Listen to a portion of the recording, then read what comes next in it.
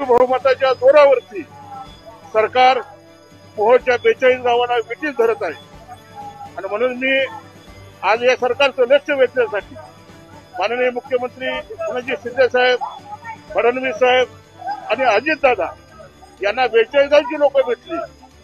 आमच्या आया बहिणी शहरातनं गावच्या शेवटच्या टोकाला जाऊन उत्पन्नाचे दाखले, जातीचे दाखले, शेतीचे दाखले हे कसं घेणार, म्हणून हा जो निर्णय होता हा चुकला निजामी पाटीलकीचा हा निर्णय होता. या निर्णयाच्या विरोधात गेली 50 वर्ष मोहोळमध्ये ज्यांच्या हातात सत्ता होती ती सत्ता 42 गावच्या लोकांनी ठरवलं आणि माझ्यासारखा सर्वसामान्य एक टाकेवाल्याच्या मुलाला मोहोळमधून आमदार म्हणून तब्बल 30,202 मतं तिकीट निवडून दिलं.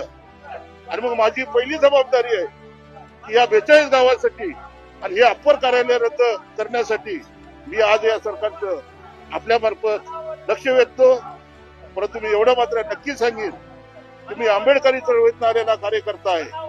बाबासाहेबांच्या संविधानाप्रमाणे तुम्हाला मनमानी निर्णय अजिबात घेऊ देणार नाही. आता विधानसभेत आणि विधानसभेच्या बाहेर रस्त्यावर तुमच्याशी लढा हा आमचा ठरलेला आहे.